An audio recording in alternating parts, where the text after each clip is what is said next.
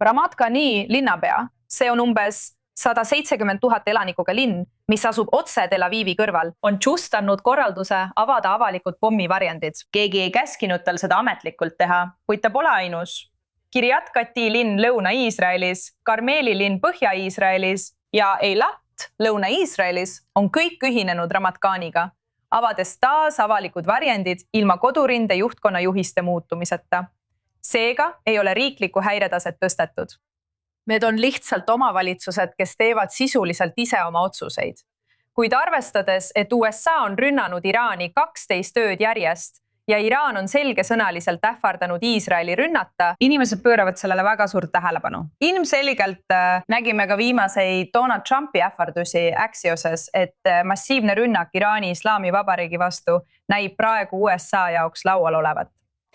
Nüüd tahaksin pöörduda meie stuudios olevate külaliste poole. Meil on siin palju arutada. Meil on siin meie rahvusvaheliste suhete analüütik Dan Perrit, meiega on ka julgeolekuanalüütik ja Ross Handler Reporti saatejuht Jakov Lappin ning loomulikult meie vanem korrespondent Owen Alterman. Tere tulemast kõigile! Hästi. Ma arvan, et peame ilmselgelt kõigepealt rääkima veidi Iisraeli kaalutlustest, enne kui jõuame Ameerika presidendi kommentaarideni. Jakov, ma tahan pöörduda sinu poole. Kuidas sa hindad seda otsust, mille Iisraeli linnad tegid? Ja ilmselgelt mitte kõik, aga kindlasti tead, Ramat Gan on oluline asustuskeskus, kus avatakse taas pommivarjendid. Kuidas sa arvad, kuidas iisraelased seda tajuvad? Ma ei loeks sellest liiga palju välja. Ilmselgelt osalevad need omavalitsused koos Iisraeli kaitseväe kodurinde juhtkonnaga ühistes pidevates hinnangutes. Nii et nad võisid kuulda, et valmisolekut ja valvsust on suurendatud. Selle põhjal on nad teinud oma iseseisvad otsused. Lõppkokkuvõttes annab meile kõige suurema signaali just see, mida teeb Iisraeli kaitseväe kodurinde juhtkond. Ja meil käib kõik tavapäraselt. Ma arvan, et just nii peaksid ka Iisraeli kodanikud käituma. Me ei pea valmisolekut suurendama ega tegema rohkem, kui Iisraeli kaitseväe kodurinde juhtkond meile ütleb. Ma arvan, et selles etapis me võime süsteemi piisavalt usaldada. Kui omavalitsused tahavad teha lisasamme valmisoleku suurendamiseks, siis see on nende pädevuses. Aga päeva lõpuks oleme me täies rutiinis. Ja ma ei arva, et me peaksime nendesse omavalitsuste otsustesse liialt kinni jääma. Olgu. Nüüd tahan pöörduda sinu poole, Owen. Sest ilmselgelt kuulsime Trumpi ütlemas, kui ta ütles, et oli massiivne USA rünnak praegu töös, kui rääkida Islamivabariigi ründamisest.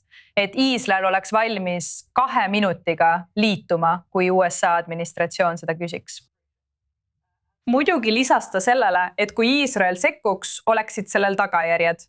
Kuidas sina seda näed? Vaata, ma arvan, et siin on põhiline eeldus, Natasha, nagu me kõik teame, et Iisrael oleks üsna rahul sellega, kui saaks sekkuda ja teda hoidis tagasi vaid relvarahu ning ta poleks tahtnud relvarahu poliitikaga kaasa minna. Ja vähemalt tahaks ta rakendada muru niitmise doktriini Iraani suhtes ning püüda tekitada võimalikult palju kahju Iraani tuumaprogrammile ja sõjalistele võimekustele, ilma et oleks laiemat või sügavamat eesmärki režiimi muutmiseks. Ja Iisrael oleks õnnelik ning enam kui valmis edendama sellist piiratud eesmärki.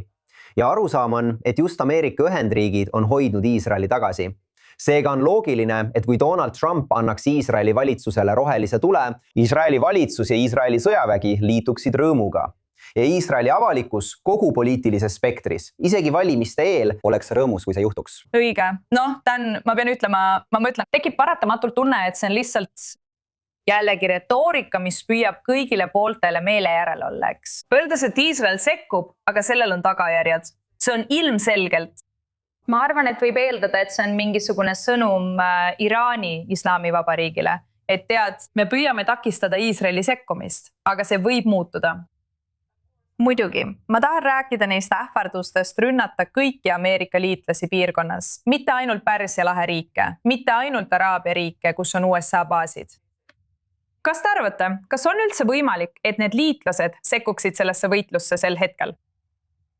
Võimalik, jah, eriti kui seekordne sõda, erinevalt sellest, mida kõik räägivad muru niitmisest, tundub olevat lõplik sõda režiimi kukutamiseks. Ma kujutan ette, et nendega liituvad kindlasti Araabia Ühendemiraadid, kellel on tegelikult korralik armee. Aga mitte ainult. Saudi Araabia, millest viimasel ajal palju räägitakse, võiks potentsiaalselt liituda. ma ei usu, et nad tahavad seda samamoodi nagu Iisrael tahab, nad eelistaksid eemale jääda ja ma ei usu, et nad tahavad, et sõda jätkuks, sest need riigid ei ole huvitatud mingist muru niitmisest. Neid huvitab režiimi kadumine. Ja kui režiim ei kao ega muuda täielikult oma käitumist, millest kumbki ei paista juhtuvat, siis ma arvan, et nad on valmis mingil määral kapituleeruma, mis on kahjuks tõsi. Ma arvan, et me peame veidi tagasi astuma ja meenutama, et Iisraeli sõjaline doktriin läbi aegade on alati olnud see, et kodurinne ei tohi ohtu sattuda.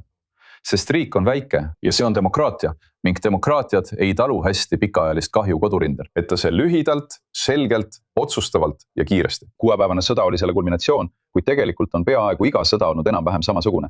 Ning see oli tõepoolest doktriin. Tänapäevad räägime teistest doktriinidest, mis lõlmavad erinevate riikide osade okupeerimist puhvertsoonide loomiseks. See oli Iisraeli doktriin.